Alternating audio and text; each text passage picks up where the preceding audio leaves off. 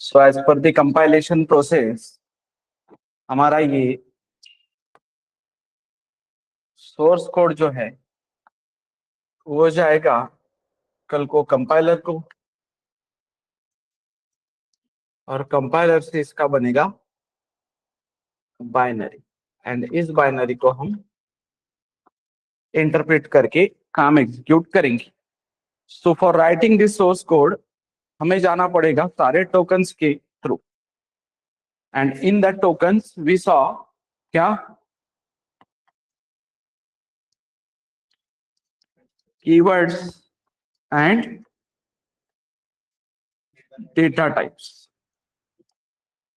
तो कीवर्ड्स मतलब reserve words जिनका फिक्स पहले से ही एक मीनिंग है, और डेटा टाइप हमें क्यों चाहिए, why we need data types, क्योंकि हम इंफॉर्मेशन के साथ डील कर रहे हैं।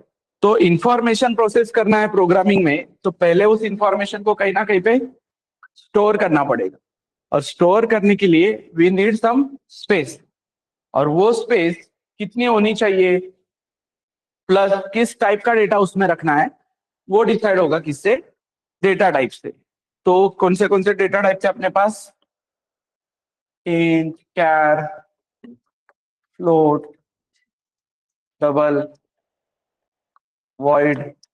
तो हर एक डेटा टाइप का अलग अलग साइज है, साइज के अकॉर्डिंग उसका अलग अलग रेंज है।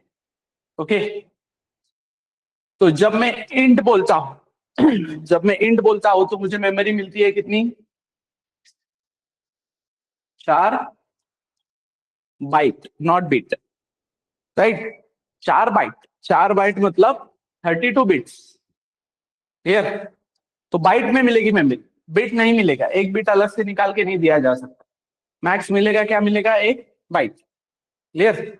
तो ऐसे ह्यूज मेमोरी एड्रेसेस रहेंगे रैम में तुम्हारे, उन मेमोरी एड्रेसेस पे तुम्हें क्या करना है, मेमोरी मांगनी कि भाई मुझे इतनी इतनी मेमोरी चाहिए इस टाइप का डेटा रखने के लिए, तो ये तुम्हें डेटा टाइप प्रोवाइड करेगा। क्लियर। अब मैंने इंट बोला, फिर वापस इंट बोला, फिर वापस इंट बोला, 4 का मुझे मेमोरी मिल गया। इंट, इंट, इंट, फिर कैर, फिर मैंने कहीं पे कैर बोला तो 1 बाइट का मेमोरी मिला। अब ये मेमोरी मिल रहा है मुझे, लेकिन मुझे इस ब्लॉक में कुछ रखना है, इसमें रखना है, इसमें रखना है।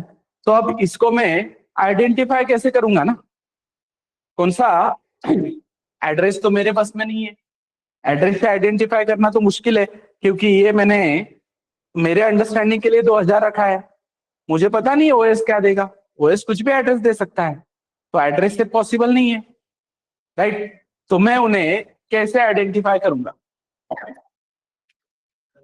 Yes online, how I am going to identify them, how I am going to identify, हम इस मेमोरी को कुछ ना कुछ आइडेंटिफायर प्रोवाइड करेंगे, राइट। आइडेंटिफायर मतलब एक स्पेसिफिक नेम, कोई एक स्पेसिफिक नेम प्रोवाइड करेंगे, सो दैट हम इस मेमोरी को यूनिकली आइडेंटिफाई कर सकते हैं, राइट।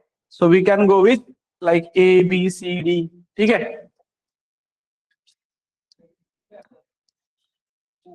क्लियर। और अब मैं A B C और D की मदद से इस डेटा के साथ काम कर सकता हूँ, इस डेटा को एक्सेस कर सकता हूँ। So this is your identifier, ये क्या है तुम्हारा आइडेंटिफायर। तो आइडेंटिफायर में आएगी दो चीजें, आइडेंटिफायर्स, वेरिएबल एंड कॉन्स्टेंट्स। तो अब ये 10 है, 20 है, 30 है, ये सारा क्या है, कॉन्स्टेंट्स वैल्यू, फिक्स वैल्यू है ना, जो चेंज नहीं होंगे। लेकिन आज इस ए में मैंने 10 रखा है, कल इसमें मैं 20 भी रख सकता हूं, मतलब this A can vary, A can vary. This A is able to vary, right? So it is called as variable. A is able to vary. So it is variable. तो इसको क्या बोलेंगे? वेरिएबल. अब यूजुअली क्या होता है कि constant values को कहा हम नाम से इतना बुलाते हैं ना, तो यूजुअली वेरिएबल्स आइडेंटिफायर्स. समझ में आ रहा है कि भाई उसको एक आइडेंटिफायर मिसिंग है, ऐसा हम बोलते हैं. तो मतलब वेरिएबल नेम होना चाहिए वहां. Clear everyone? तो ये जर्नी समझ में आया क्या? बहुत से लोगों का वो कहना होता है कि क्या वेरिएबल मेमोरी बनाता है. क्या होता है रोल? कहना कि वेरिएबल मेमोरी बनाता है. तो वेरिएबल अगर मेमोरी बनाता है तो फिर कितना मेमोरी बनाए एक्स? वेरिएबल ही मेमोरी बनाता है ना, तो फिर एक्स कितना मेमोरी बनाए बताओ? यस, वेरिएबल मेमोरी बनाया तो एक्स कितना मेमोरी बनाया अभी? एक्स कितना मेमोरी बनाया अभी? तो कौन बनाता है मेमोरी? डेटा टाइप मेमोरी बनाता है. उस मेमोरी को आइडेंटिफाई करने के लिए you need a variable, right? एक आइडेंटिफायर तुम्हें उस मेमोरी को आइडेंटिफाई करने के लिए. तो अब तक जो मैंने तुम्हें तीन चीजें बताई, कौन सी? कि कीवर्ड है, तो कीवर्ड्स में से डेटा टाइप आया. डेटा टाइप ने जगह बनाई तभी मैं उसको आइडेंटिफाई करूंगा ना. और जब जगह बनेगी, जब मेरे पास वैल्यू स्टोर होंगे, तब जाके मैं उन्हें ऑपरेशंस परफॉर्म करूंगा ना. तो इसलिए जो भी पढ़ना है सीक्वेंस में ही जाना चाहिए कि भाई कीवर्ड्स पढ़ो, डेटा टाइप्स पढ़ो, आइडेंटिफायर्स पढ़ो, ऑपरेटर्स पढ़ो, right? To implement all these things in coding, we will need specific syntax, and for that syntax, symbols will be responsible. समझ में आ रहा है? तो ये टोकन्स का फ्लो समझा है क्या पूरा? कि keywords, data types, identifiers, operators and symbols, ये एक एक पार्ट हमें देखना है. क्लियर है? तो सिंपल पार्ट समझो.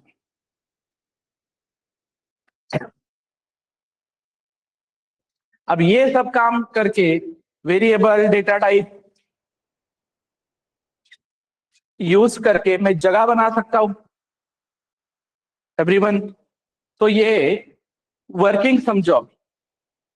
मुझे एक मेमोरी बनानी है, राइट? मुझे जगह बनानी है और उसको आइडेंटिफाई करना है. तो I will be using data type plus variable name. तो मेमोरी में, रैम में क्या होगा? 4 बाइट मिलेंगे, राइट? 4 बाइट मिलेंगे. लेट से 2000 से लेके 2004, मतलब ही 2000, 2001, 2002 और 2003. 4 किसी दूसरे का स्टार्टिंग एड्रेस हो सकता है. तो फिलहाल ये तुम्हें मिला 4 बाइट, मतलब ही तुम्हें कितना मिला? ये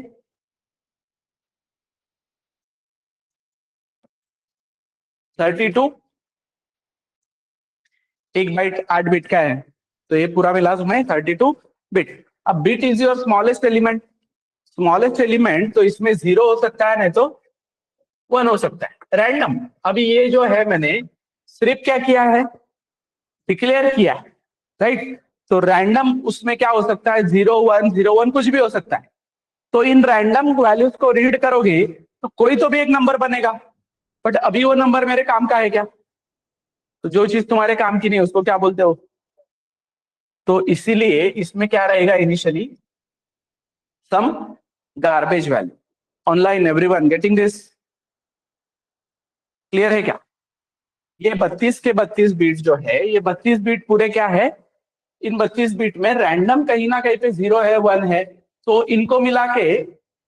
तो इनको मिला के कोई ना कोई एक नंबर बनेगा. बट वो नंबर अभी मेरे काम का नहीं है. तो काम की जो चीज नहीं है उसको मैं बोलूंगा गार्बेज. ठीक है? क्लियर है यहां तक? तो अब ये जो पार्ट हुआ, इस पार्ट को बोलेंगे declaration. This is how we declare a variable. इस तरीके से एक वेरिएबल मेमोरी में डिक्लेयर होता है कि जब मैं एक वेरिएबल डिक्लेयर करता हूं तो उसको 4 बाइट्स का मेमोरी मिलता है। 4 बाइट का मतलब जो भी उसका डेटा टाइप है उसके अकॉर्डिंग उसको मेमोरी मिलता है। इनिशियली उसमें क्या रहेगा, इनिशियली उसमें क्या रहेगा, गार्बेज। फिर मैं यहाँ पे ऐसे लिखता हूं 10, चलेगा क्या एवरीवन? मतलब ही ऐसा तुम्हारा पूरा स्ट्रक्चर है ये।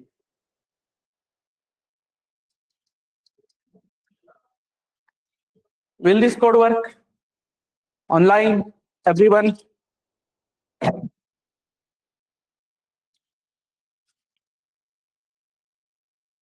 Yes, will this code work? इतना जो मैंने कोड लिखा है वो चलेगा क्या, कंपाइल होगा क्या? कंपाइल और रन करना है मुझे, तो कंपाइल एंड रन होगा क्या? What do you think online students everybody? If yes then why, if no then why? चलेगा नहीं चलेगा? नहीं चलेगा तो क्यों नहीं चलेगा बताओ?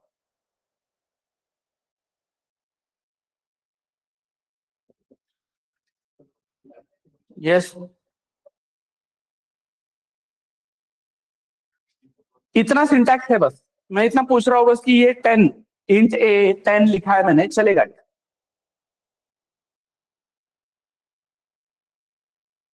एवरीवन यस नो में आंसर है, यस नो में आंसर एक्सपेक्टेड है मुझे।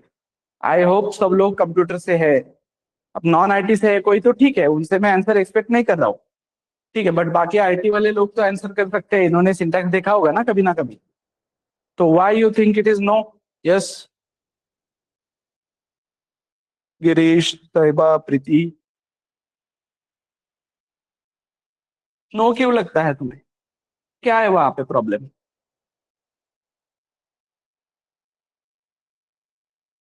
यस,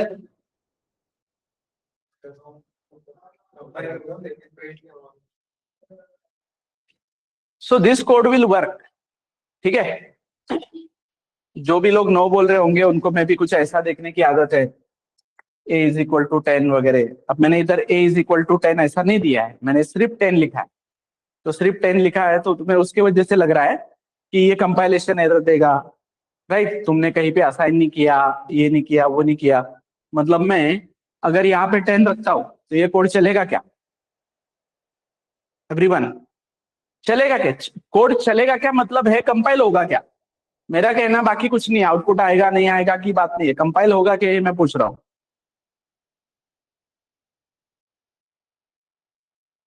ठीक है, तो चलेगा क्योंकि अगर मैंने यहाँ पे जस्ट 10 बोला है तो this 10 is getting memory in dummy. एक टेम्पररी मेमोरी उसको मिला है, और वो टेम्पररी मेमोरी हमारे पास कब तक है? जब तक हम उस लाइन पे है तब तक। तो अब मेरे पास क्या है, इंट ए की मदद से मैंने एक गार्बेज, मतलब एक जगह बना ली है 4 बाइट की, और उसमें क्या है, गार्बेज। अब मेरे पास 10 है, इस 10 को मैं इस ए को असाइन कर सकता हूं कि नहीं, राइट? मतलब ही ये 10 जो है, अब 10 है तो 10 इंटरनली क्या रिप्रेजेंट कर रहा होगा, पूरे 32 बिट। बट 10 के 32 बिट कैसे होंगे, 0101। मतलब 10 का जो बाइनरी बनता है अपने को उससे कोई लेना देना नहीं है, ठीक है? तुम्हें बाइनरी पता होने की जरूरत नहीं है। लेट्स से कि 10 का बाइनरी है 1010, तो 1010 और बाकी के सारे क्या बचे हुए, 0। तो ऐसा एक 10 यहाँ पे मेमोरी होल्ड करके खड़ा होगा कि नहीं? अब हम इसको क्या बोल रहे हैं कि भाई 10 को कॉपी करो किसमें, ए में। तो सिंपली क्या हो जाएगा, इधर भी 4 बाइट इधर भी 4 बाइट, मतलब ही 32 बिट। तो 32 बिट इधर 32 बिट में क्या हो जाएंगे, कॉपी हो जाएंगे। मतलब ही इसको भी तुम कैसा पढ़ना स्टार्ट करोगे, 01010000, मतलब यहाँ पे पूरा जो कोड है, पूरा जो पार्ट है, ये 32 बिट एज इट इज उन 32 बिट को रिप्लेस कर देंगे। और अब इस ए को भी कैसे पढ़ा जाएगा, इस ए में भी क्या आ जाएगा उसके अकॉर्डिंग फिर 10। Clear everyone? समझ में आ रहा है? This process is called as assignment. इसको क्या बोलेंगे? असाइनमेंट। क्लियर है ऑनलाइन? तो ये डमी वाला पार्ट क्लियर है। प्रोग्रामिंग कैसे वर्क करती है? LHS equals to RHS। तो RHS का पार्ट किस में जाएगा? LHS में कॉपी हो जाए। क्लियर है? Yes everyone online?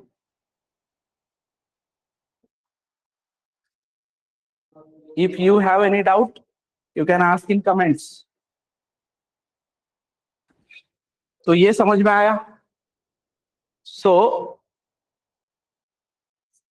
ये हमने एक वेरिएबल डिक्लेयर किया, इस वेरिएबल को एक वैल्यू असाइन की, राइट? तो इसको बोलेंगे डिक्लेरेशन, इसको बोलेंगे असाइनमेंट। और जब मैं डिक्लेरेशन और असाइनमेंट एक ही साथ करता हूं, इस पार्ट को हम क्या बोलते हैं? इनिशियलाइजेशन। ठीक है? इनिशियलाइजेशन मतलब ये क्या होगा? मेमोरी में इधर बी बनेगा और बी में तुरंत ही क्या आ जाएगा? मतलब ये जो डमी का 20 था वो तुरंत ही किस में कॉपी हो जाएगा? बी में। क्लियर? तो मेमोरी डायग्राम जब तुम ड्रॉ करोगे तो तुम्हें बस ये ड्रॉ करना है, राइट? बाइनरी में क्या कन्वर्ट होता है वो जानने की जरूरत नहीं है। बाइनरी तो जस्ट मैं तुम्हारे इंफॉर्मेशन के लिए बताया। तो ये बिटवाइज कॉपी क्लियर है क्या एवरीवन? मतलब ही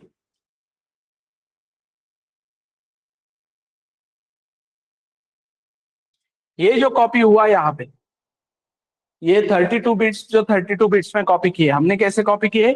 बिट बाय बिट। तो बिट बाय बिट कॉपी किए, तो इस चीज को बोलेंगे बिटवाइज कॉपी। समझ में आ रहा है? तो असाइन करोगे तुम वैल्यू तो बिटवाइज कॉपी होगा वहां पे। क्लियर है एवरीवन ऑनलाइन?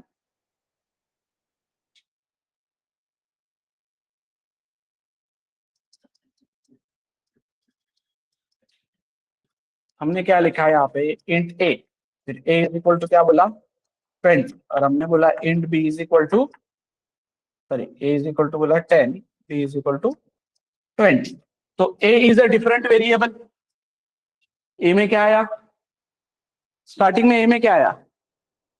Garbage, garbage.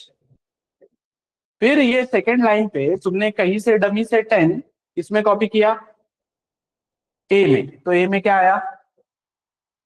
और ये जो लाइन है यहाँ पे तुमने बी बनाया और बी में तुरंत ही क्या कॉपी किया? 20। तो बी में कभी गार्बेज नहीं होगा। तो इसको हम क्या बोल रहे हैं? Declaration. Variable is declared here. Declaration, this is assignment and this is initialization. Initialization मतलब ही क्या?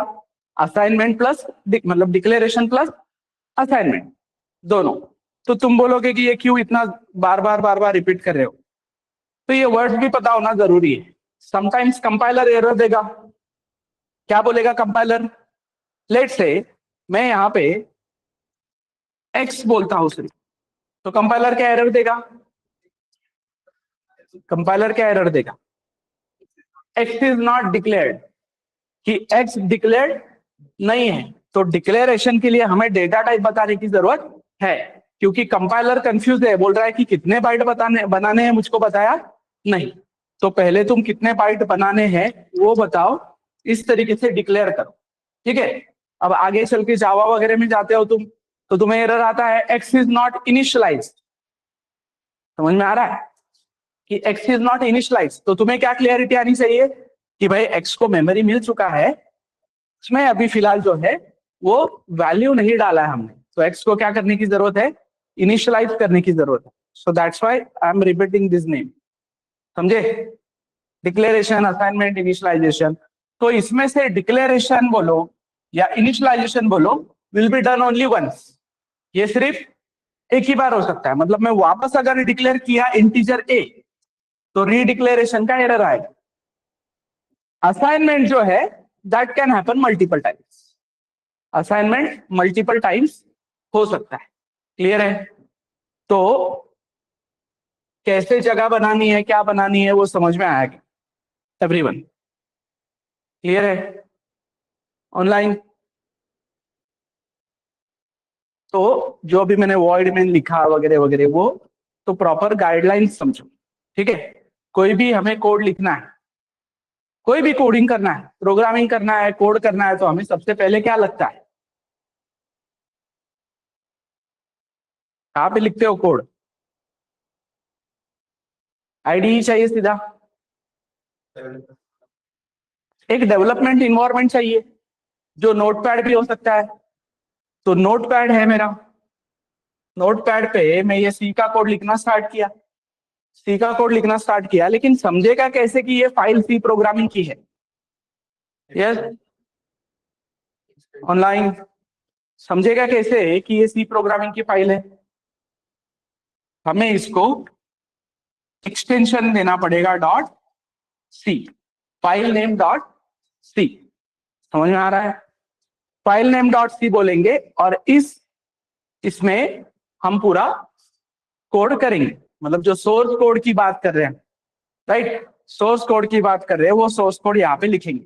तो सी प्रोग्रामिंग का कोड लिखने के लिए first I will start with guideline से ही कि कैसे लिखना है। तो first there will be comments कि ये कोड किस रिलेटेड है, क्या रिलेटेड है, वगैरह वगैरह सब। तो ये कमेंट्स लिखना इज ऑप्शनल, नहीं भी लिखोगे तो भी फर्क नहीं पड़ता है। देन क्या होना चाहिए नेक्स्ट? फाइल इंक्लूजन, मतलब हेडर फाइल वगैरह इंक्लूड करना। अब हेडर फाइल इंक्लूड करना कैसा है सी में? ऑप्शनल। बेसिक लेवल पे हो, बिगिनर लेवल पे हो, तो बेसिक फंक्शंस के लाइब्रेरीज तुम्हें बिल्ट इन, मतलब इम्प्लिसिटली मिल जाते हैं। देन कुछ ग्लोबल डिक्लेरेशंस की अगर हम बात करें, ठीक है, तो ये ग्लोबल डिक्लेरेशंस भी क्या है? ऑप्शनल। फिर मैंडेटरी क्या है? मैंडेटरी है main function. So main function is compulsory या mandatory. Clear? Main function compulsory है, लेकिन अगेन मेन फंक्शन कंपल्सरी किसके लिए है? रन के लिए कंपल्सरी है, कंपाइल के लिए कंपल्सरी नहीं है। कंपाइल के लिए नहीं लिखा मैन तो भी चलेगा, लेकिन फिर फायदा ही क्या है कोड कंपाइल करने का? कुछ काम कर रहे हो तुम तो रन करना है ना तुम्हें कल को उसको। तो मेन कंपल्सरी है, understood? And then other functions, तो दीज आर आल्सो ऑप्शनल। तो ये टेक्स्ट एडिटर में डेमो डॉट सी नाम का file void main bracket open bracket close करके मैं लिखता हूं, will this code compile and run? Everyone online?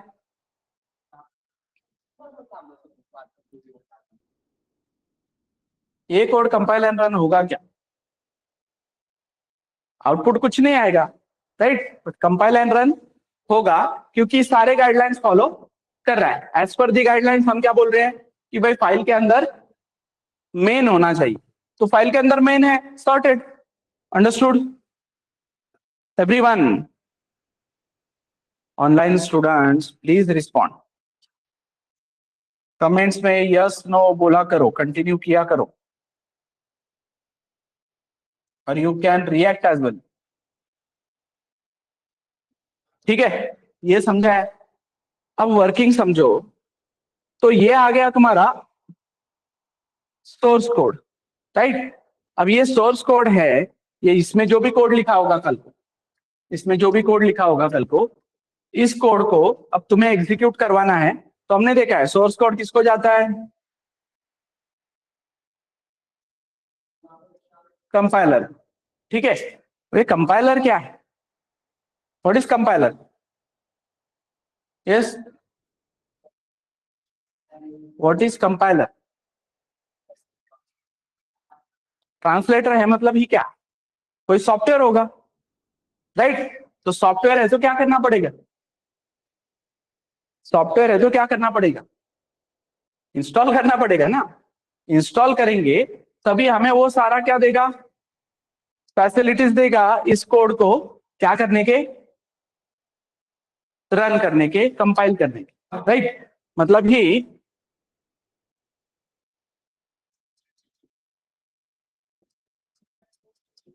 ऐसे में लिखता हूं कमांड प्रॉम्प्ट पे तो क्या होता है, यस, ऐसे में लिखता हूं कमांड प्रॉम्प्ट पे तो क्या होता है, आई होप सब लोगों ने कंप्यूटर इस्तेमाल किया है, यहां तक आए हो तो कमांड प्रॉम्प्ट पे ऐसे लिखते हो तो क्या होता है, एक हेलो नाम का फोल्डर बनेगा, राइट। समझ में आ रहा है।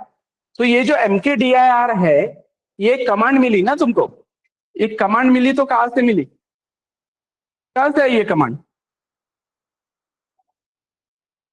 तो ये कमांड आई कैसे, मतलब क्या किया है तुमने कि वो कमांड तुम्हें मिली है, ऐसा क्या किया है तुमने तुम्हारे कंप्यूटर में कि तुम्हें ये mkdir कमांड मिली है। विंडोज वालों को अलग मिल रही है, लिनक्स वालों को अलग मिल रही है, तो ये विंडोज लिनक्स क्या है ये, तो ऑपरेटिंग सिस्टम सॉफ्टवेयर है, इसको इंस्टॉल किया, सॉफ्टवेयर को इंस्टॉल किया तब जाके ये कमांड्स मिली, तब जाके ये कमांड्स मिली। तो ये हो रहा है अभी, बाद में यूआई का पार्ट इज डिफरेंट, तुम राइट क्लिक करके भी न्यू फोल्डर बना लेते हो, लेकिन तुम राइट क्लिक करके न्यू फोल्डर बनाते हो, इंटरनली तो ये चलता है ना, mkdir चलेगा ना इंटरनली। तो ये कमांड कहां से मिली, ओएस की वजह से। तो कंपाइलर भी मैं इंस्टॉल करूंगा तो मुझे कुछ कमांड्स मिलेगी कि नहीं, कंपाइलर भी एक सॉफ्टवेयर है, तो मुझे कुछ कमांड्स मिलेगी, जो कमांड्स मुझे हेल्प करेगी किसके लिए, सोर्स कोड को कंपाइल करने के लिए पहले, क्योंकि रन नहीं हो सकता ना, रन क्या होगा, रन होगा बाइनरी, बट बाइनरी बनने के लिए पहले सोर्स कोड को कंपाइलेशन थ्रू जाना पड़ेगा, राइट। तो इसके लिए हम कंपाइलर इंस्टॉल करते हैं, लेट्स से हमने जीसीसी कंपाइलर यूज किया, तो फिर हमें वो कमांड देगा जीसीसी, राइट, जीसीसी, और वो बोलेगा क्या, फाइल का नाम डेमो डॉट सी। क्लियर है यहां तक एवरीवन। पहले तो तुम्हें क्या करना है, इन कमांड्स से तुम्हें हैबिचुअल अगर होना है, ये कमांड्स अगर अच्छे से समझने हैं तो फाइल हैंडलिंग के कमांड्स पे काम करके देखो एक बार, राइट।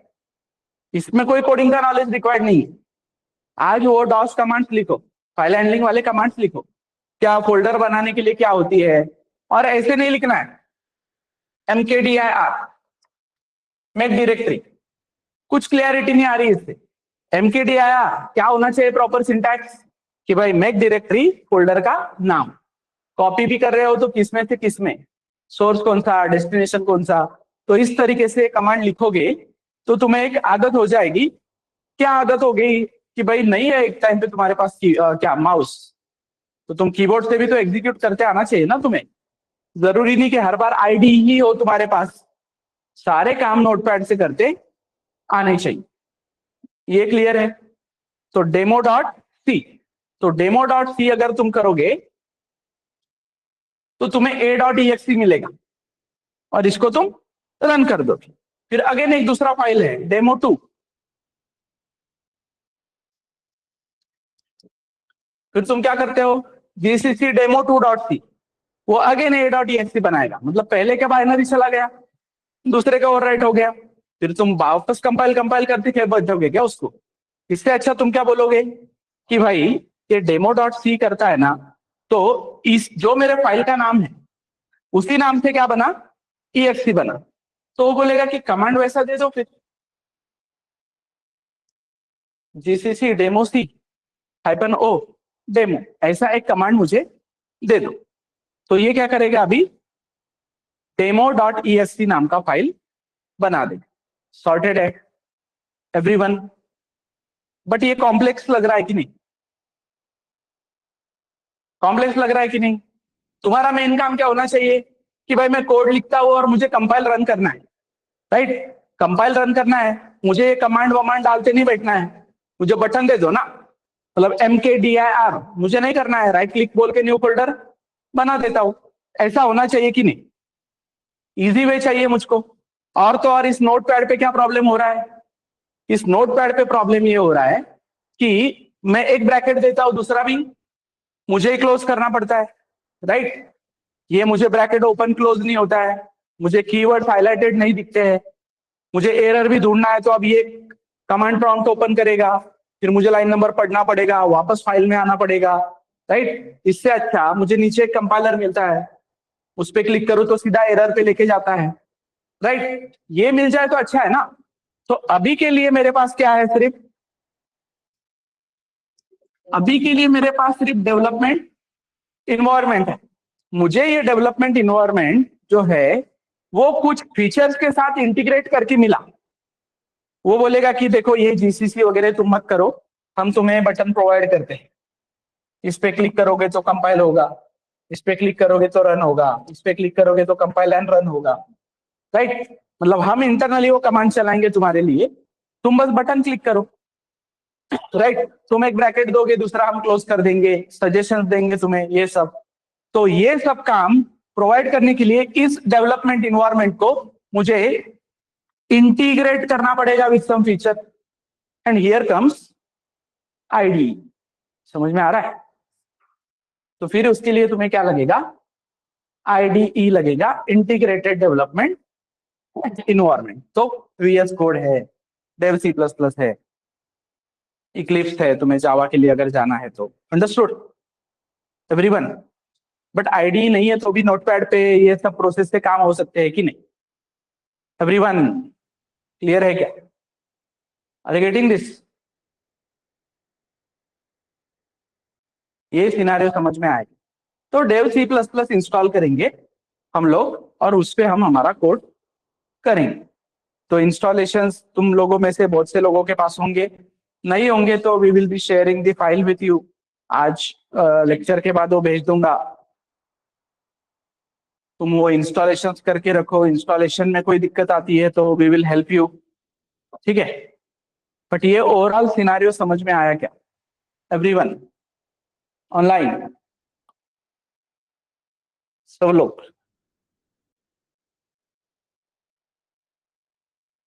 ठीक है ना? इंस्टॉलेशन नहीं है तो कर लेंगे। हमें Dev C plus plus IDE install करना है, तो सिर्फ आईडी इंस्टॉल करोगे तो बिल्ट इन उसमें क्या आ जाएगा, कंपाइलर भी आ जाएगा। कंपाइलर अलग से करने की जरूरत नहीं है। लेकिन अगर मैं आईडी नहीं लेता हूं तो फिर मुझे अलग से जाके कंपाइलर इंस्टॉल करना पड़ेगा। क्लियर है? मैं गाइड करूंगा एक एक कोड कैसे लिखना है, क्या लिखना है। बट ये सब सिनेरियो समझ में आए क्या?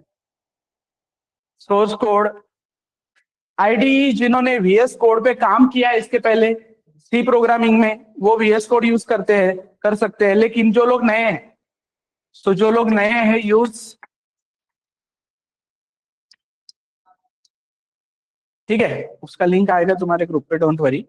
बट जो लोग नए हैं वो यही वाला यूज करो। Why I am saying this, क्योंकि वीएस कोड के अपने नाटक है, कॉन्फ़िगरेशन के, इसके उसकी सब। तो मेन पार्ट रह जाता है बाजू में, और हम वो आईडी के प्रॉब्लम में अड़क जाते हैं, राइट। सो बेटर हम इसकी मदद से जाएंगे। ये हमें सारे वार्निंग्स वगैरह से अलाउ करता है सारा चीज। So better go with Dev C plus plus 6.3 and not 5 6 point में जाओ, क्योंकि वो थोड़ा सा और एक्स्ट्रा के फीचर्स देता है। क्लियर? सी प्रोग्रामिंग में हमें इतना ज्यादा नहीं सोचना है, क्योंकि सी प्रोग्रामिंग हम पढ़ रहे हैं किसके लिए, बेसिक फाउंडेशन के लिए, इफ एल्स डिसीजन मेकिंग, ये सब प्रॉपर समझने के लिए, ठीक है। सो अभी फोकस करना है तुम्हें लॉजिक बिल्डिंग या ये सब चीजों पे जो मैं बात करूंगा उस पर फोकस करना है, फाउंडेशन पे फोकस करना है। Yes everyone, is it clear online?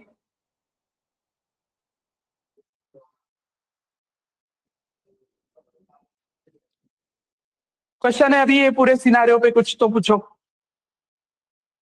ये समझा ना सब, आईडी वगैरह वाला सिनारियो? ये सिंपल है, बट वो पता नहीं होता है मोस्ट ऑफ द टाइम की इंटरनली कमांड ही चलती है। Everything works on command. OS भी क्या है, सॉफ्टवेयर ही है, राइट। सॉफ्टवेयर है तो कमांड। तो तुम कमांड प्रॉम्प्ट पे जाओगे, कमांड प्रॉम्प्ट पे टाइप करोगे जीसीसी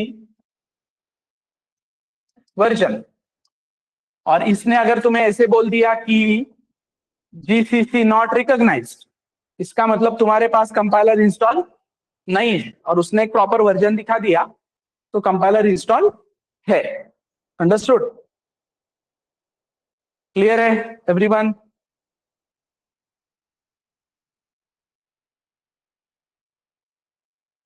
तो ये सब सिनारियो समझो. So we will not write our first code. What is your first code in C programming? Hello world.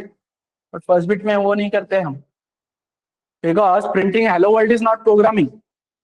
Programming क्या होना चाहिए? एक वेरिएबल ए लिया, बी लिया, उसमें 10 डाला, 20 डाला, एडिशन किया, एटलीस्ट 2 नंबर का एडिशन. तो उसके लिए हमें ऑपरेटर्स वगैरह कुछ लगेगा ना, तो पढ़ेंगे, उसके बाद वो करेंगे. फिलहाल ये सब सिनारियो आई होप समझ में आया है. तो अब मेमोरी रिलेटेड बताता हूं. अब जो हम मेमोरी की बात कर रहे थे, तुमने एक स्टेटमेंट सुना होगा कभी कॉलेजेस में, main start the program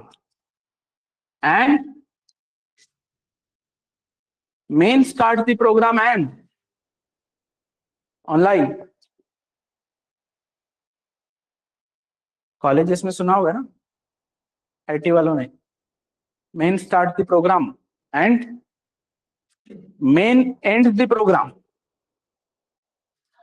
Yes, have you heard this line? Do you know why? Main से ही प्रोग्राम शुरू होता है, मेन से ही प्रोग्राम खत्म होता है, ऐसा क्यों?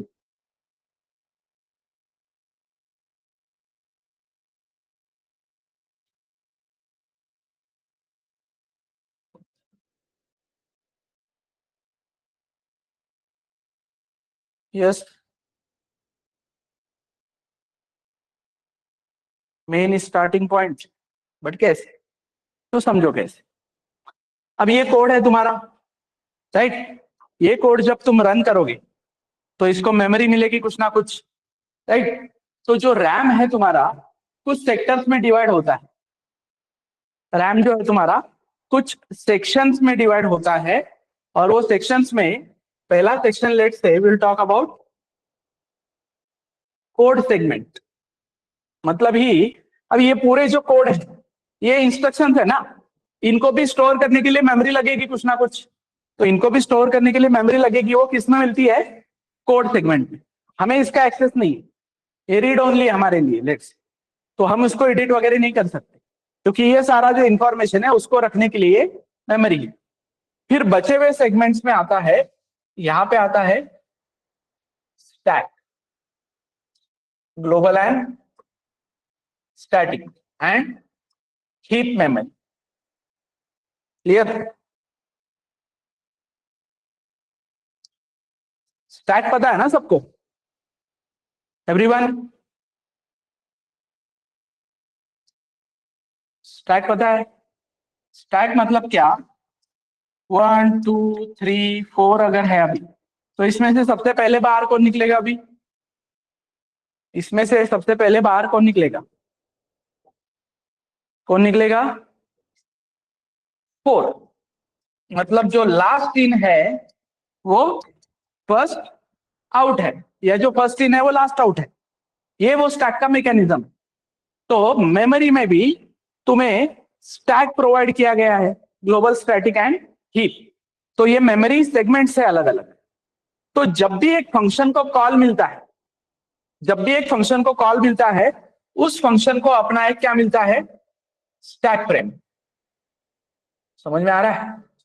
जब भी एक फंक्शन को कॉल मिला, उसको अपना क्या मिलता है? एक स्टैक फ्रेम. मतलब इनिशियली ये स्टैक एम्प्टी था, सबसे पहले जिसको कॉल मिलेगा वो स्टैक में आ जाएगा. क्लियर?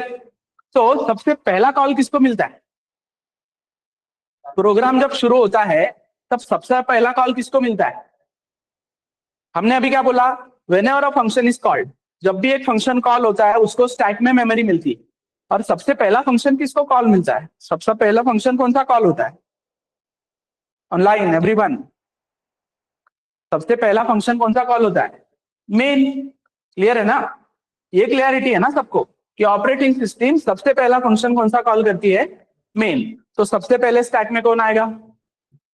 तो भाई सबसे पहले मेन किस में आ रहा है? स्टैक में. तो सबसे पहले स्टैक में आ रहा है, तो सबसे लास्ट में कौन जाएगा? इसीलिए main start the program and main end the program, क्योंकि सबसे पहले उसका स्टैक फ्रेम अगर आया है तो सबसे लास्ट जो स्टैक जाएगा वो मेन का ही जाएगा। And this is the reason कि मेन से प्रोग्राम शुरू होता है, मेन से प्रोग्राम खत्म होता है। तो अब ये जो मेमोरी हम मांग रहे थे, जो हमने इंट ए बोला, ये मेमोरी कहां पे मिल रही है? यहां पे, राइट। इनिशियली इसमें क्या है? गार्बेज। तो ये जो अलग अलग सेगमेंट्स है, इन अलग अलग सेगमेंट्स का अपना अपना स्कोप और अपना अपना लाइफ स्पैन होगा, कि मतलब इसमें बनी मेमोरी कहां तक एक्सेसिबल है, राइट, और कितने समय तक एक्सेसिबल है। तो ये अभी स्टैक में बना, मतलब ये इसी स्टैक फ्रेम में अवेलेबल है। ये स्टैक वैनिश हो जाएगा, मेमोरी चली जाएगी। बाकी के सेगमेंट्स धीरे धीरे जब टॉपिक्स आगे बढ़ेंगे तब हमें लगने वाले हैं। फिलहाल जब तक इवन फंक्शंस भी नहीं आता, जब तक हम फंक्शंस का टॉपिक भी नहीं पढ़ते, हमारी मेमोरी कहां पे बनेगी? स्टैक में, वो भी मेन के स्टैक फ्रेम में। सारा कोड हमारा किसमें होगा? मेन के स्टैक फ्रेम में। मतलब मैं अभी अगर बोलता हूँ a इज इक्वल टू 10, तो इधर डमी में क्या बना? 10, और डमी से एक इधर कॉपी हो गया। Understood everyone? Yes, online.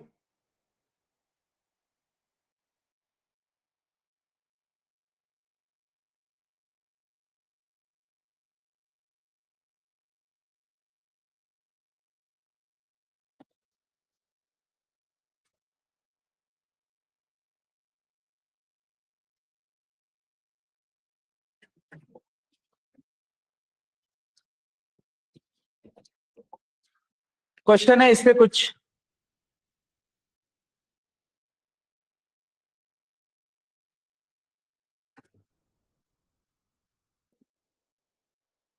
Online students, everyone, यहां तक क्लियर है क्या? क्वेश्चन करो, क्वेश्चन है तो we will discuss on that. कोई पार्ट नहीं समझा होगा तो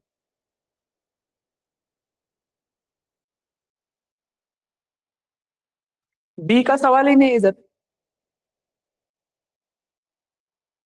बी क्यों लूंगा ना मैं वहां पे? वो मेरे रिक्वायरमेंट में इनिशियलाइजेशन, वो बताया तुमको, बस declaration, assignment, initialisation.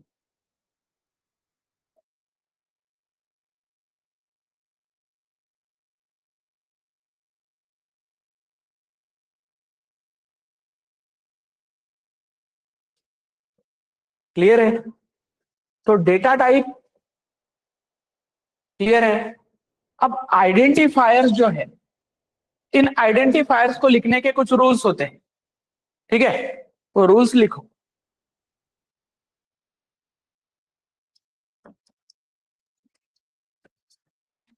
Right rules to declare variable, take 5 minutes।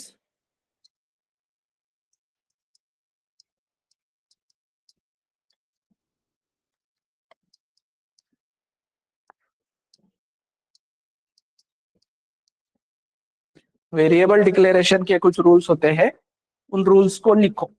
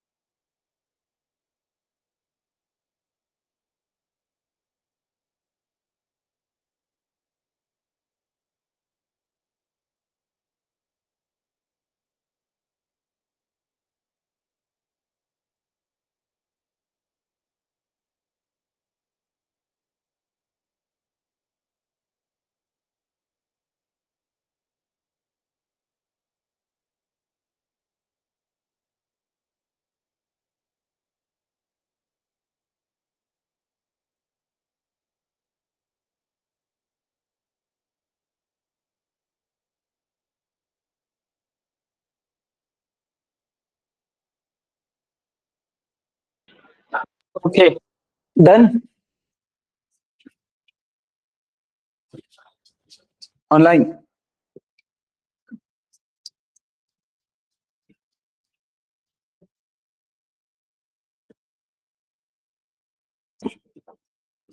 Online students, is it done? हो गया तो डन टाइप करो quick.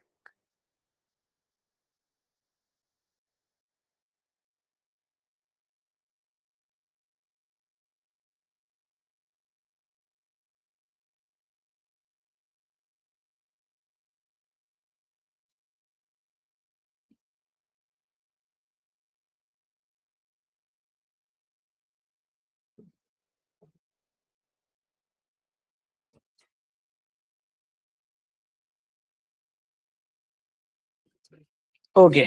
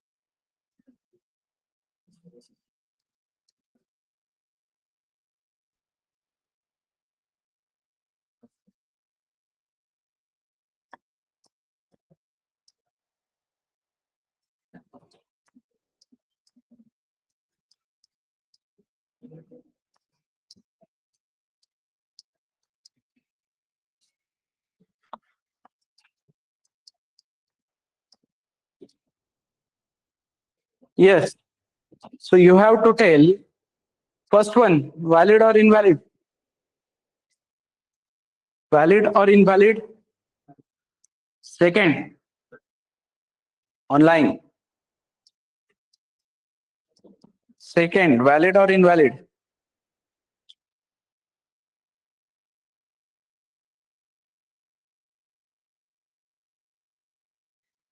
Online student, second one, valid or invalid.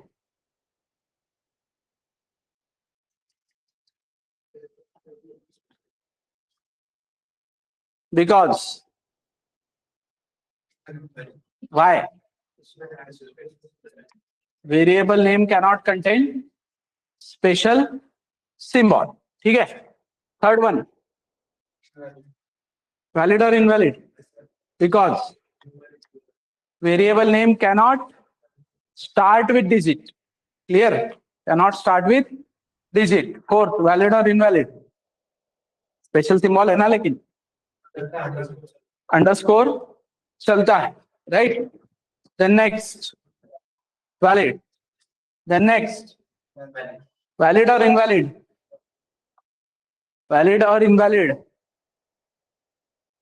Valid, क्योंकि कैनॉट स्टार्ट विद डिजिट बोला है, लेकिन डिजिट से नहीं शुरू हो रहा है, अंडरस्कोर से शुरू हो रहा है. देन स्पेशल सिंबल है, देन डिजिट से शुरू हो रहा है, राइट?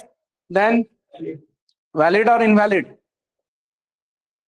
वैलिड और इनवैलिड. वैलिड और invalid. This is valid because a variable name cannot start with keyword. बराबर है, मतलब cannot be a keyword. Variable name keyword नहीं हो सकता, लेकिन ये कीवर्ड थोड़ी है. कीवर्ड इफ है.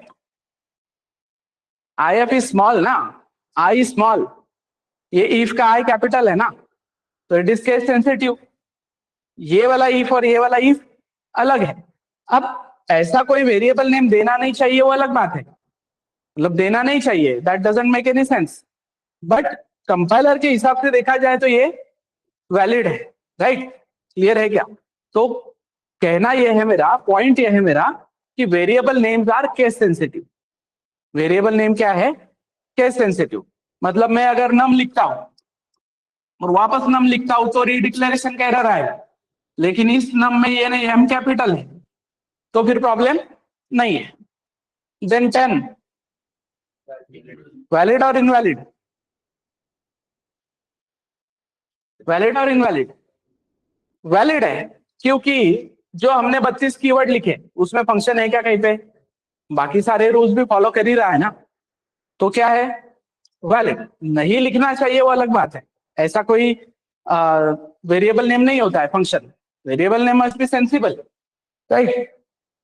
Then variable name cannot contain space, then then then variable name cannot be a keyword, then valid और इनवैलिड? क्लियर? वाइल अंडरस्कोर ऐसा वो पूरा वर्ड है, राइट? इसलिए वो क्या है? वैलिड। आई होप यहां तक क्लियरिटी है सबको ऑनलाइन।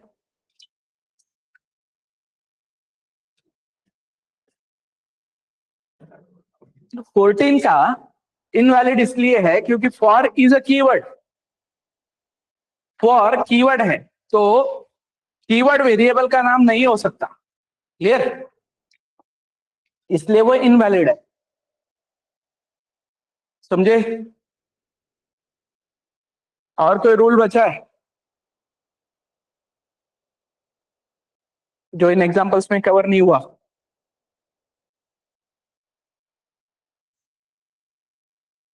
वन कहाँ पे लिखे?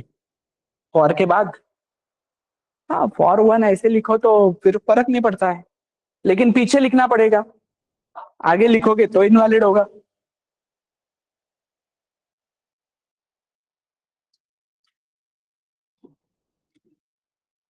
अगेन कोई रूल बचा है क्या? देखो मतलब इन एग्जांपल्स में कवर नहीं हुआ ऐसा कोई रूल है क्या?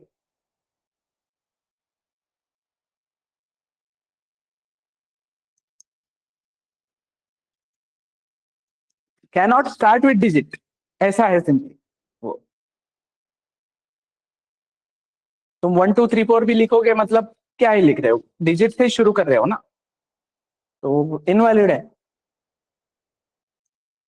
10A is invalid, A10 is valid.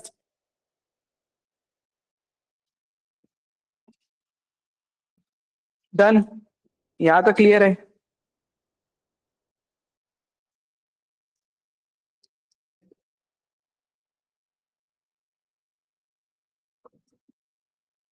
और क्वेश्चन है कोई तो बोलो, अब तक का जो पढ़ा है उस सब में किसी को कोई डाउट क्वेश्चन है तो बोलो।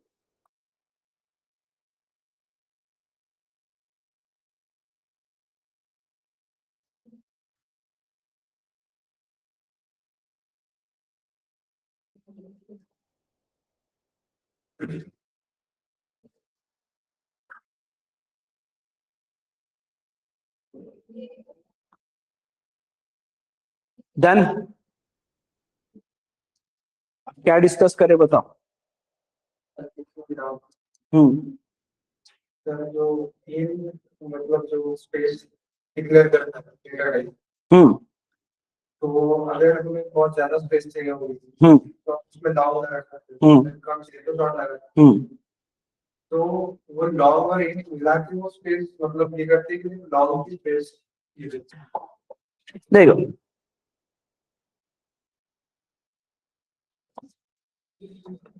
लॉन्ग इज अ कीवर्ड, ठीक है? Long is providing you that space. Long क्या चाहिए तुम्हें? इंटीजर।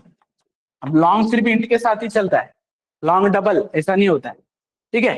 अब इसका भी प्रॉब्लम क्या है, तुम्हारा अगर 32 बिट का है प्रोसेसर तो लॉन्ग उसमें 4 ही बाइट देता है, फिर तुम्हें 8 बाइट करने के लिए लिखना पड़ता है लॉन्ग लॉन्ग, राइट? और तुम्हारा अगर 64 बाइट का है तो वो कर, इसमें अब ये सी के बारे में बात कर रहा हूं।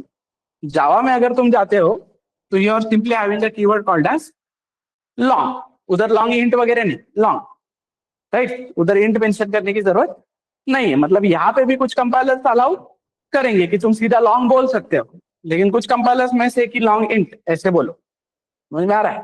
बट वो जो मेमोरी दे रहा है वो कौन दे रहा है, लॉन्ग ही दे रहा है, रेंज बढ़ा रहा है, बाइट्स बढ़ा रहा है तो रेंज बढ़ेगी, समझ में आ रहा है। There is a reason for each and everything कि कैरेक्टर एक ही बाइट क्यों लेता है, 4 बाइट की रेंज इतनी की होती है, 2 बाइट की रेंज इतनी की होती है, उन सबका एक वाई होता है, वो मैथमेटिकल है, वो मैं कभी मॉड्यूल एंड में समझाऊंगा तुम्हें अच्छे से, अभी उसकी जरूरत नहीं है हमें। बट बता रहा हूं मैं तुम्हें कि हर चीज का एक प्रॉपर वाई है। ये जो भी रेंज आया, ये नंबर आए, ये रैंडम नहीं आए कहीं से, ये प्रॉपर लॉजिक के साथ आए। मतलब मैं अगर तुम्हें बोलता हूँ कि 10 बाइट के इंटीजर की रेंज क्या हो, तो तुम कैलकुलेट कर सकते हो। यस, क्वेश्चंस, कोई और डाउट? ओके, तो कीवर्ड्स समझे, फिर कीवर्ड्स में से ही हमें कुछ कीवर्ड्स से क्या मिले, डेटा टाइप्स। अब डेटा टाइप्स ने हमको जगह बना के दी, उससे हमें क्या मिले, मतलब उस जगह को आइडेंटिफाई करने के लिए हमने क्या यूज किया, आइडेंटिफायर्स। मतलब अब मेरे पास जगह बनी है, जगह बनने के बाद मैं उसमें वैल्यू भी रख पा रहा हूं, मुझे इनिशियलाइजेशन, डिक्लेरेशन, असाइनमेंट, इनिशियलाइजेशन समझा। अब मुझे उस जगह पे क्या करना है, ऑपरेशंस करने, समझ में आ रहा है। मतलब मैंने अभी इंट ए बोल के इसमें 10 रखा, यहाँ पे मैंने इंट बी बोल के इसमें 20 रखा, बट अब मुझे इन दोनों की एडिशन करनी है, तो आई विल नीड ऑपरेटर्स, ठीक है। So why we need operators, to perform operations, खत्म, राइट। हमें ऑपरेटर्स क्यों चाहिए, ऑपरेशंस परफॉर्म करने के लिए। अब इन दो वेरिएबल्स पे या इन दो डेटा पे, वैल्यूज या वेरिएबल्स पे हम ऑपरेशन परफॉर्म कर सकते हैं। तो हमारे पास कुछ ऑपरेटर्स है, लाइक यूनरी, बाइनरी, टर्नरी, ठीक है। बाइनरी में ऑपरेटर में हमारे पास रहेगा arithmetic, relational and logical, clear. Bitwise वगैरह और है, बट फिलहाल काम के अपने इतने ही है, ठीक है। समझ में आया एवरीबॉडी। तो अरिथमेटिक में क्या आएगा, plus, minus, multiply, divide and mod. Relational में आएगा greater than, less than, greater than equal to, less than equal to, not equal to, exactly equal. Logical में आएगा एंड और, क्लियर।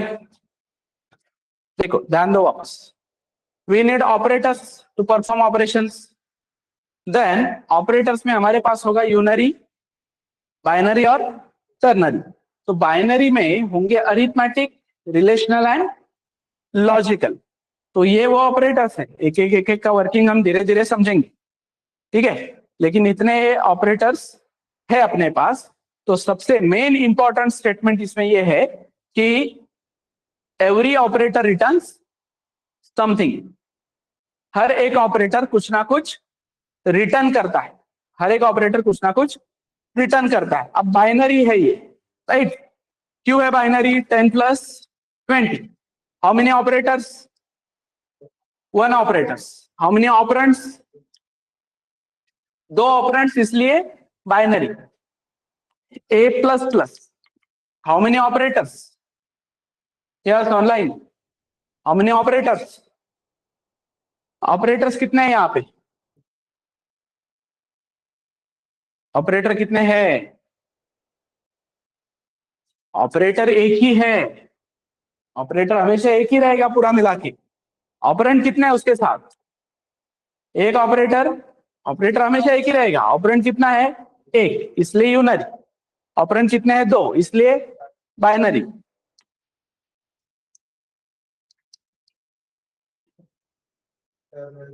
कितने ऑपरेटर्स है ऑनलाइन? तो ऑपरेटर्स अभी भी कितने हैं? ऑपरेटर्स अभी भी एक ही है, पूरा मिला के वो क्या है? Ternary, right? पूरा मिला के एक ऑपरेटर है। कितने ऑपरेंड्स है उसको? 3, सो दैट्स व्हाई टर्नरी। तो वो पढ़ेंगे धीरे धीरे। सबसे इंपॉर्टेंट पार्ट समझा कि एवरी ऑपरेटर रिटर्न्स समथिंग। तो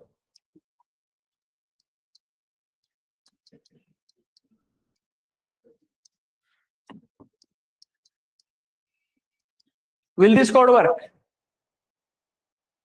online? ये कोड चलेगा क्या भाई?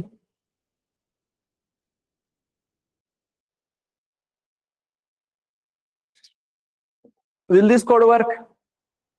वर्क जब मैं बोलता हूं तब रन होगा क्या? कंपाइल एंड रन होगा क्या?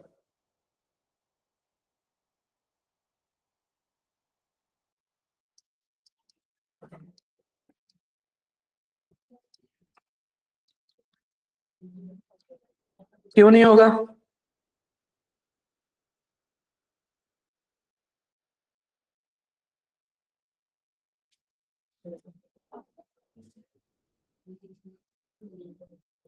यस, क्यों नहीं होगा? Reason?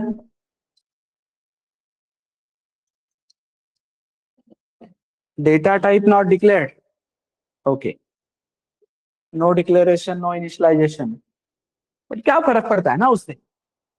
10 is a constant value, 20 is a constant value. तो 10 इज अ इंटीजर। पता है ना कितना मेमोरी देना है? 4 बाइट देना है। 20 को 4 बाइट देना है। मेमोरी कहाँ पे मिल रही है? डमी में। बस हमारे पास क्या नहीं है? आइडेंटिफायर नहीं है जो इन दोनों को आइडेंटिफाई कर सके। बट जब तक मैं उस लाइन पे हूं तब तक तो कैलकुलेशंस होंगे ना। तो कोड कंपाइल एंड रन होगा, आउटपुट कुछ नहीं आएगा। क्या होगा? यहाँ पे स्टैक में सबसे पहले मेन आएगा। मेन इस 10 को इधर 4 बाइट देगा, इस 20 को इधर 4 बाइट देगा। अरिथमेटिक ऑपरेटर को साइड में दोनों ऑपरेंड मिल जाएंगे, ये उन दोनों का एडिशन करेगा। एंड अभी मैंने बोला एवरी ऑपरेटर रिटर्न समथिंग। तो in that arithmetic operator returns operational value, मतलब जो भी ऑपरेशनल वैल्यू आती है वो रिटर्न करेगा। मतलब ही 10 + 20, ये हवा में, ये भी हवा में, दोनों का आउटपुट भी किसमें? हवा में। समझ में आ रहा है? तो टेम्पररी जगह है, ये टेम्पररी जगह है, दोनों का आउटपुट आके भी एक टेम्पररी जगह पे रुकेगा। समझ में आ रहा है? यहाँ पे आके रुकेगा वो। अब वो बोल रहा है कि भाई तुम किधर कॉपी नहीं कर रहे हो, उसमें मेरी क्या गलती? तो तुम अगर कहीं पे कॉपी नहीं कर रहे हो तो अगले लाइन पे जाओगे तो वैनिश हो जाएगा वो, राइट? तुम्हारा काम है ना इसको इधर किधर कॉपी करना, लेकिन इधर कॉपी करने के लिए तुम्हारे पास तो कोई जगह ही नहीं है। तो तुमने क्या करना चाहिए था? तुमने कोई तो भी एक वेरिएबल पहले बना के रखना चाहिए था, राइट? लेट से एक्स, एक्स में क्या होता अभी? वापस इस कोड से जाते हैं। Will this code work? ये कोड चलेगा? चलेगा। क्या होगा इस कोड में? एक्स बनेगा, एक्स में क्या है? गार्बेज। फिर 10 है डमी में, फिर 20 भी है डमी में, दोनों का एडिशन हुआ और डमी में ही क्या आके रुका? 30। मतलब एट दिस स्टेज, अब इस लाइन पे, इस जगह पे इन दोनों का काम होने के बाद इधर 30 आके रुका है। अब उस 30 को कहीं पे कॉपी करना है क्या? वो तुम्हारा डिसीजन है। तो मैं बोल रहा हूँ यस, कॉपी करना है। इस 30 को किस में कॉपी करना है? एक्स में। अभी मैंने बोला फ्लो कैसे जाएगा? LHS इक्वल्स टू, तो RHS से LHS। पहले हम RHS में आएंगे, ये सारा इवेल्युएट करके लेंगे। ये इवेल्युएट होने के बाद एक जो भी वैल्यू बचती है किधर रहेगी? वो डमी में। डमी से किस में जाएगी? मतलब फिर ये जो 30 था डमी में इधर, ये किस में आ जाएगा?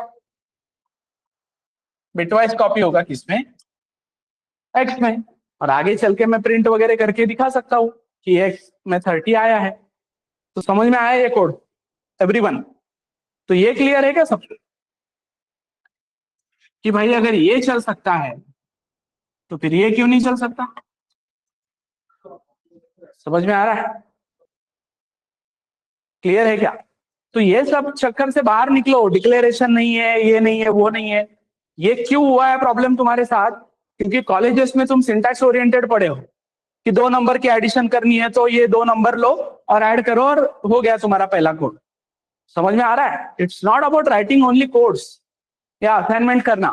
डिटेल में समझ लो चीजों को। अरे बेसिक है, ये बेसिक एक बार क्लियर हो गया तो बहुत सी चीजें समझ में आती है। हर एमसीक्यू को तुम कंपाइलेशन एरर लिख के नहीं आओगे ना फिर। नहीं तो क्या होता है, जो भी सिंटैक्स अननोन है तुम्हारे लिए, तुम सीधा बोल देते हो नहीं चलेगा। क्या कंपाइलेशन एरर? कंपाइलेशन एरर कब होगा? जब मैं बोलूंगा 10+, तो बाइनरी ऑपरेटर बोलेगा भाई मुझे 2 ऑपरेंड चाहिए, तो तू बता आगे कोई ऑपरेंड है क्या। तो ये मैंने सॉल्व कर दिया। अब वो बोलेगा लाइन खत्म हुआ नहीं हुआ, कुछ गारंटी है क्या उसका? मतलब इसके बाद सीधा मुझे ब्रैकेट ही दिख रहा है मेन का, तो ये लाइन खत्म हुआ कि नहीं? तो मुझे सेमी कोलन देना पड़ेगा, एंड ऑफ द स्टेटमेंट बताना पड़ेगा। ये कुछ सेंसिबल एरर्स है जो आते हैं। ऐसा लिख दिया, एरर नहीं आएगा। उधर कोई डिक्लेरेशन, कोई इनिशियलाइजेशन की जरूरत नहीं है। Getting the point everyone? ये डमी ना पता होने की वजह से मैक्सिमम लोग वो कंपाइलेशन एरर लिख के आ रहे, एमसीक्यूज वगैरह होते हैं तब। I hope you are getting the point everybody online. तो 2 नंबर का एडिशन करना है, तो मैं बोलता हूं integer number 1 is equal to 10, integer number 2 is equal to 20। क्या होगा? मेमोरी में नंबर 1 बनेगा जिसमें क्या होगा 10, नंबर 2 बनेगा जिसमें क्या होगा 20, राइट। अब मैं यहाँ पे बोल रहा हूँ नंबर 1 प्लस नंबर 2, चलेगा ये code everyone? Number 1 plus number 2 बोल दिया, चलेगा क्या कोड? कितना ही कोड है, बस नंबर 1 प्लस नंबर 2 चलेगा? चलेगा, क्योंकि इधर आके 10 रुकेगा, इधर आके 20 रुकेगा, दोनों का जो भी एडिशन होगा वो इधर डमी में आके रुकेगा, राइट। अब उसको कॉपी कर लेना है तुम्हें, तो बोलेंगे कॉपी अगर करना है तो तुम्हारे पास 2 जगह अवेलेबल है, एक नंबर 1, एक नंबर 2। तो इन दोनों में से कोई भी एक यूज करो। लेकिन अगर इन दोनों में से कोई एक यूज कर लेते हो तो उसमें का वैल्यू चला जाएगा, राइट। मैंने 10 अगर यूज कर लिया तो 10 चला जाएगा। फिर बाद में अगर मुझे ऐसा आउटपुट देना है कि this sum of 10 and 20 is 30, तो मैं नहीं दे पाऊंगा। इसलिए वो बोल रहे हैं कि भाई तुम एक काम करो, एक वेरिएबल ही बना लो ना नया, और नए वेरिएबल पे क्या करो, ये वैल्यू डालो, एंड आगे चल के you will be using printf. Printf तुम्हें हेल्प करेगा किस चीज के लिए? आउटपुट प्रिंट करने के लिए। Understood everyone?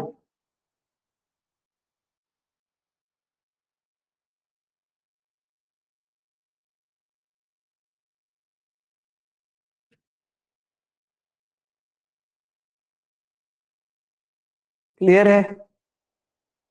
डाउट है किसी को इसमें? और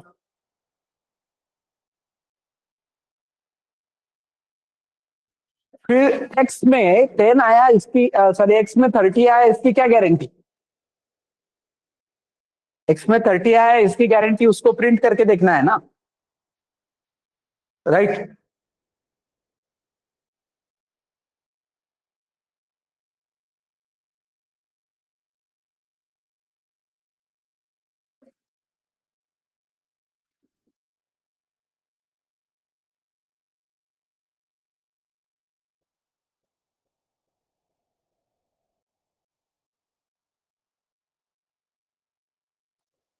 तो क्या करेंगे, प्रिंट करके देखेंगे। तो फिर ये प्रिंट करने के लिए हमारे पास अवेलेबल है एक फंक्शन जिसका नाम है प्रिंट एफ। ठीक है, क्या है फंक्शन का नाम? Print F. तो मैं बोलता हूं print F x, what will be the output? Yes everybody online, what will be the output? Output क्या आएगा? online students, so the output will be function है, प्रिंट करना है तो फंक्शन यूज करना पड़ेगा।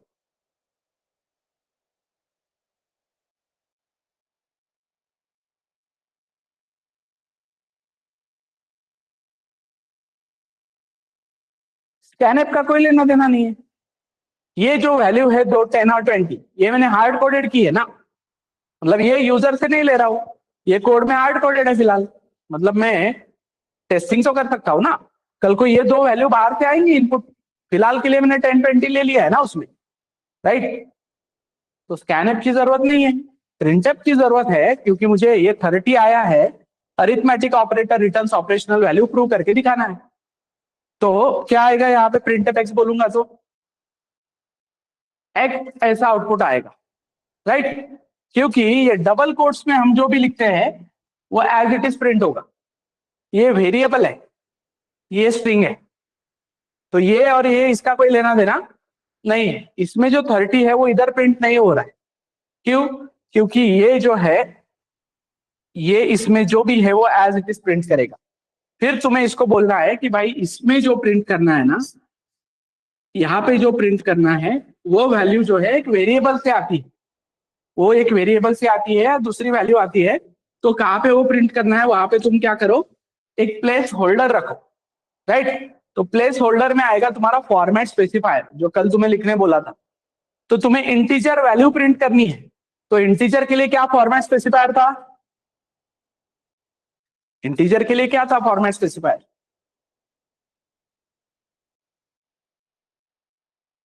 यस, इंटीजर के लिए फॉर्मेट स्पेसिफायर था %d। समझ में आ रहा है? तो मैंने यहाँ पे %d लिख दिया। अब ये डबल कोट्स का काम खत्म। अब मुझे यहाँ पे कॉमा करके बताना पड़ेगा कि तुम्हें इस %d में कौन सा वैल्यू चाहिए। अब ये x यूज हो रहा है वहां पे एज अ वेरिएबल, क्लियर है एवरीवन ऑनलाइन? सब लोगों को यहां तक का पार्ट क्लियर है क्या?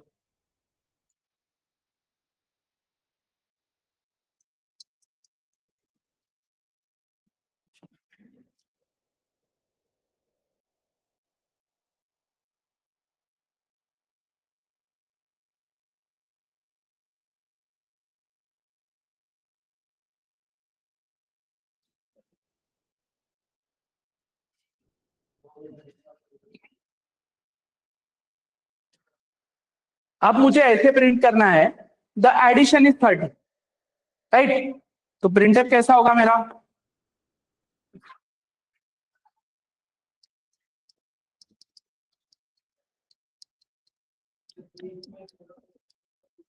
एडिशन इज, जहां पे मुझे 30 चाहिए वो 30 किसके अंदर है, वेरिएबल के अंदर, राइट।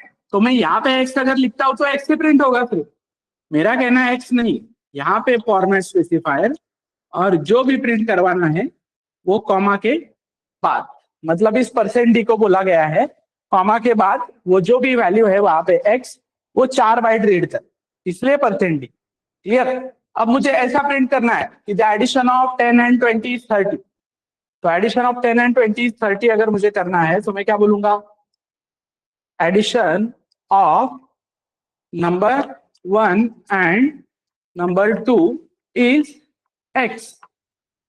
बस नंबर 1 वेरिएबल है तो उसके लिए प्लेस होल्डर, नंबर 2 वेरिएबल है उसके लिए प्लेस होल्डर, x वेरिएबल है उसके लिए प्लेस होल्डर। ये डबल कोट्स होने के बाद, कॉमा देने के बाद, रिस्पेक्टिवली मुझे पास करना पड़ेगा नंबर 1, नंबर 2 एंड x। मतलब पहला वैल्यू जाएगा पहले %d में, दूसरा वैल्यू जाएगा दूसरे %d में, तीसरा वैल्यू जाएगा तीसरे %d। क्लियर? अब मैंने 3% दिए हैं और मैं वैल्यू 2 ही पास किया कॉमा के बाद, क्या होगा,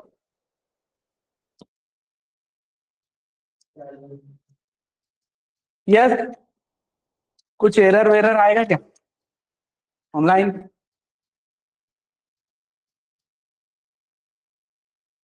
यस,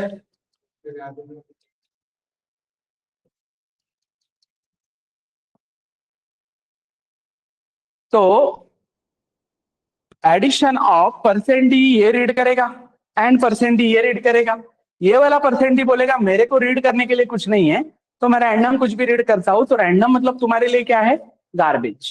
तो यहाँ पे क्या प्रिंट होगा, गार्बेज वैल्यू। अब मैंने यहाँ पे एक्स दिया, लेकिन मैं यहाँ पे परसेंट डी लिखना भूल गया,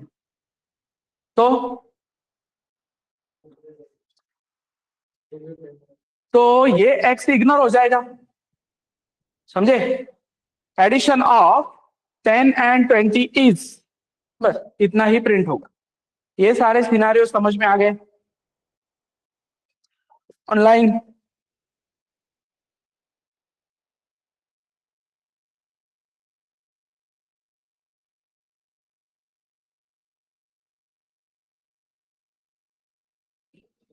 ओके, तो आईडी है सबके पास,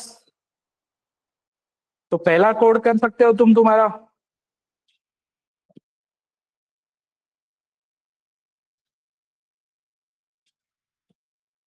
सी प्रोग्रामिंग में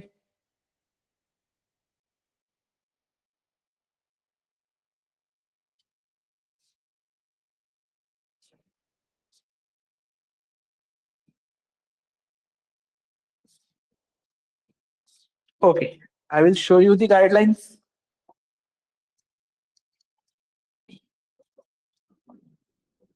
जो लोग एकदम से ही नए हैं, पहली बार कोडिंग कर रहे हैं, वो लोग ध्यान दो।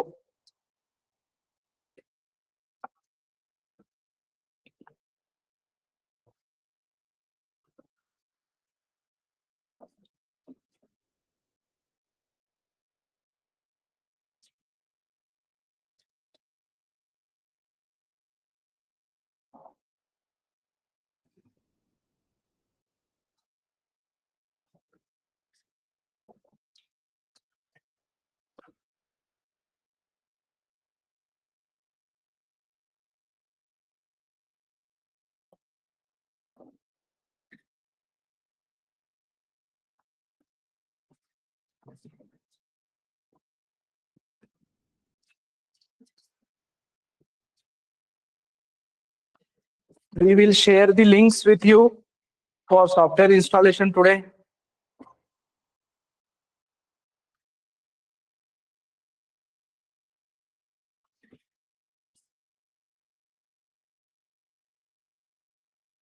तो इस तरीके से you will get one ID, dev C++. Clear है everybody? So search for dev C++. Screen visible है ऑनलाइन?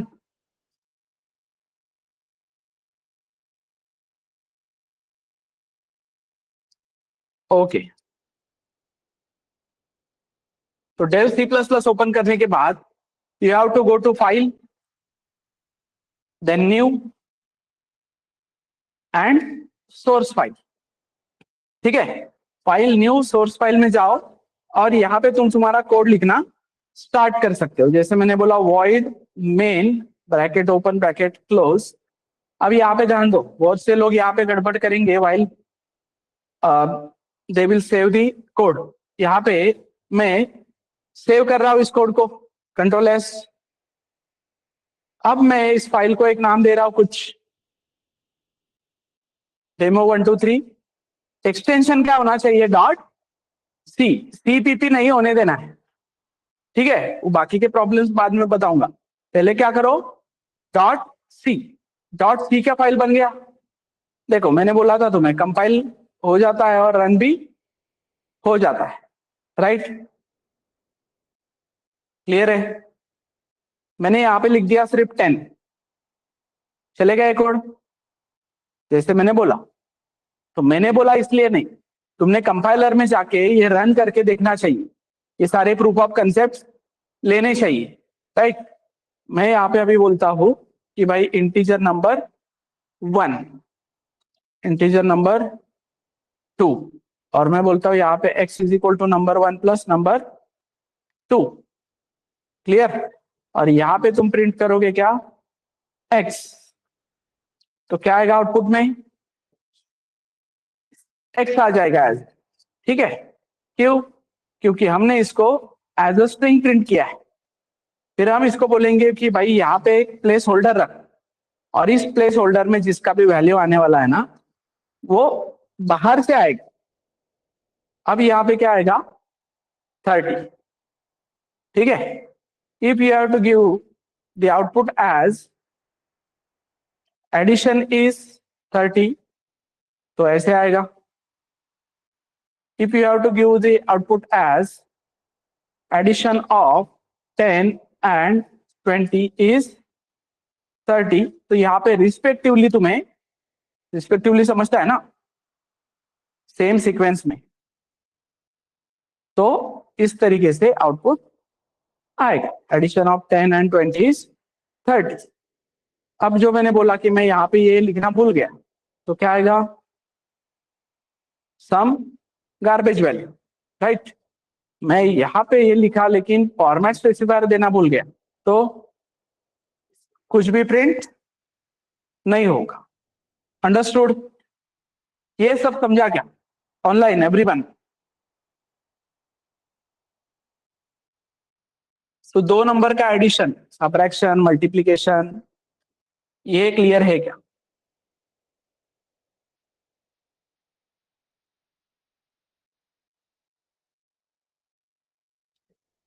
तो आज इंस्टॉलेशंस करो और आज ये सब ट्राई करो। क्लियर है? इंस्टॉलेशंस में किसी को दिक्कत आएगी तो तुम हमें पिंग कर सकते हो। समझा आज का टॉपिक एवरीबॉडी ऑनलाइन?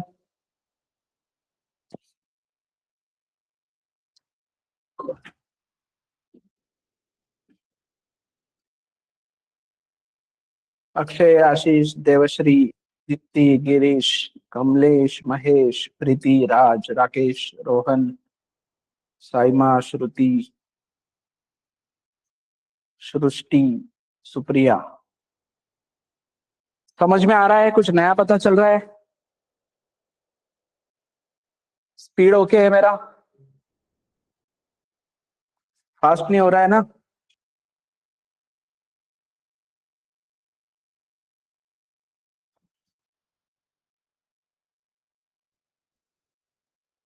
ओके। तो अभी आज ज्यादा आगे नहीं जाऊंगा, तुम्हें काम करना है उस पे, मतलब अरिथमेटिक ऑपरेटर्स पे भी तुम बहुत सारा काम कर सकते हो, कल जो पढ़ाऊंगा उस पे। तो अभी देखो, अरिथमेटिक ऑपरेटर में हमने क्या देखा? Plus, minus, multiply, division and mod. तो 10 plus 2, 10 minus 2, 10 into 2, 10 divided by 2, 10 mod 2। ये सॉर्टेड है। कितना? 12। ये कितना? 8। ये कितना? 20। अब ये डिवीजन और मॉड का पर्पस समझो। 10 2, सो 2 5 जा 10, नीचे क्या बचा? 0। तो जब मैं डिवीजन करता हूं तब मुझे क्या मिलता है? क्वोशंट। और जब मैं मॉड करता हूं तब मुझे क्या मिलता है? रिमाइंडर। समझ में आ रहा है? मतलब अगर ये 11 मॉड 2 होता तो इसका आंसर क्या अपना 5.5 नहीं आता। इसका आंसर क्या आता? 5। नीचे कितना बचता? 10। तो डिवाइड करता तो 5 आता, मॉड करता तो 1 आता, राइट। तो इंटीजर के साथ इंटीजर का अगर डिवीजन होगा, राइट, इंटीजर का अगर इंटीजर के साथ डिवीजन होगा तो क्वोशंट मिलेगा, मॉड होगा तो रिमाइंडर मिलेगा।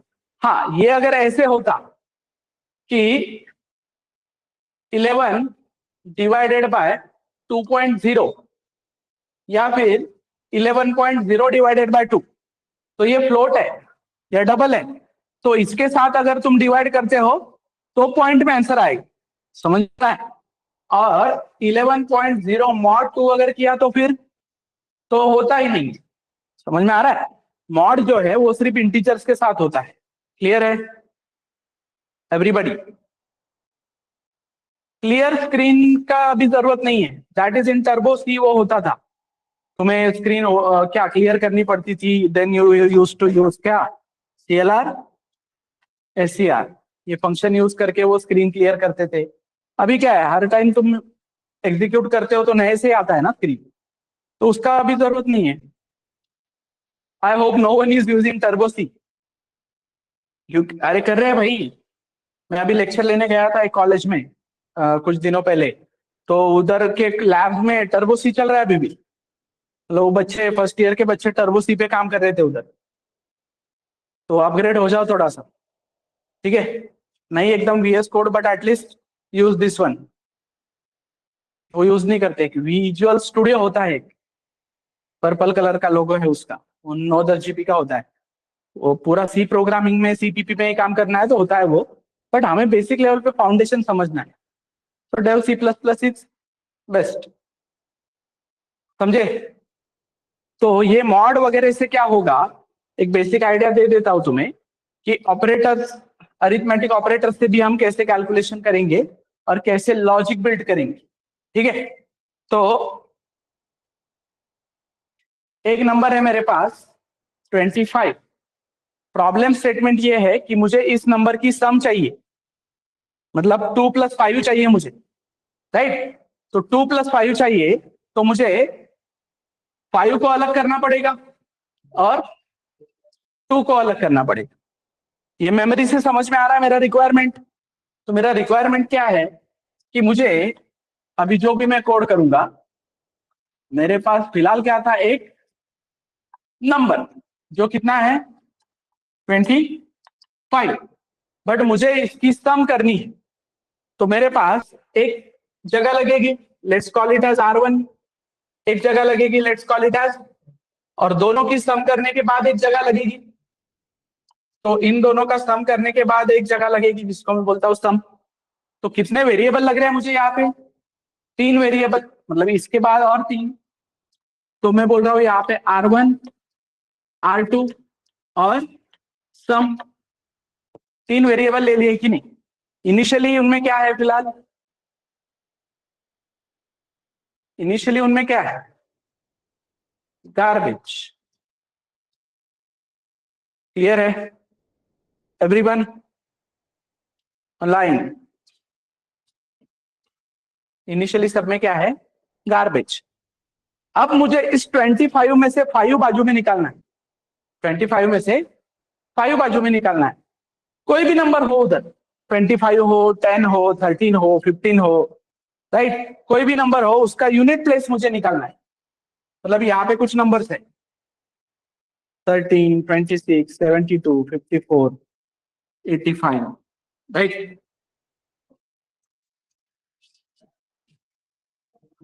12।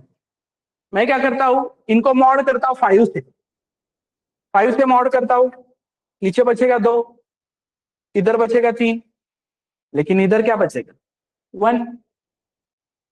मतलब 5 5 से 25, 1 बचेगा ना नीचे। तो 5 नहीं यूज हो रहा है, मतलब 5 नहीं चलेगा मुझे, अगर लास्ट डिजिट चाहिए तो फिर मैं क्या यूज करता हूँ 20। तो 20 यूज करूंगा तो इस केस में 12 मिलेगा, राइट। तो फिर मैं यूज करता हूँ क्या 10।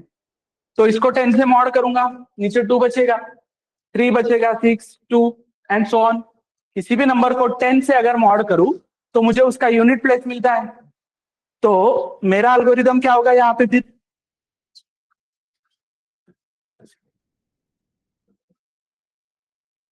भाई ये नंबर जो है इसको क्या करो, मॉड करो 10 से। तो 25 को 10 से मॉड किया, कितना बचा, 25 को 10 से मॉड किया, कितना बचा 5। वो 5 रखना किसमें है, 1 2 3 4 जगह है मेरे पास, इसमें नहीं रख सकता, 2 चला जाएगा।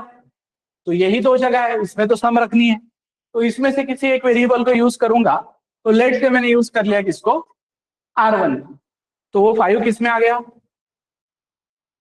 R1 में, राइट। फिर 25 को मैंने क्या किया था, मॉड किया था, मतलब ही 25 डिवाइडेड बाई 10, राइट। तो 10 2 जा 20, नीचे क्या बचा 5। तो मुझे 2 भी चाहिए, मुझे 5 भी चाहिए ना। तो मॉड करने पे 5 मिला, डिवाइड करने पे क्या मिल रहा है 2, तो I will say number divided by 10, वो बोलेगा नंबर डिवाइडेड बाय 10 इसमें रखना है। अब R2 ही बचा है मेरे पास, तो we will go with R2, तो R2 में क्या आ जाएगा 2, and here we will go with sum equals to R1 plus, और सम को प्रिंट करो, सम को प्रिंट करो एंड यू विल गेट क्या आउटपुट। क्लियर है, 7 मिलेगा ना एवरीबॉडी ऑनलाइन?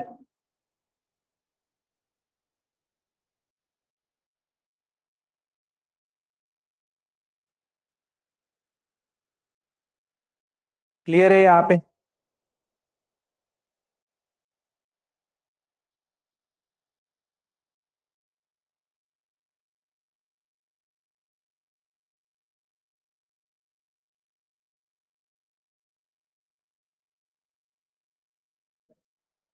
क्वेश्चन ऑनलाइन, कोई डाउट?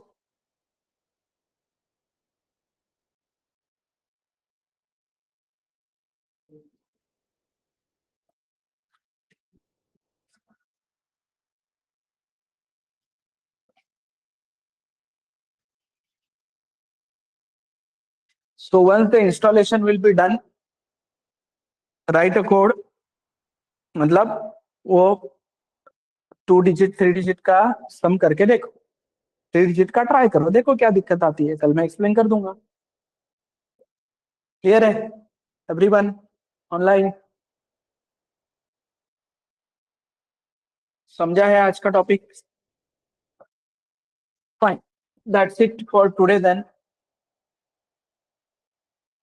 कल पार्ट कंटिन्यू करेंगे आगे का।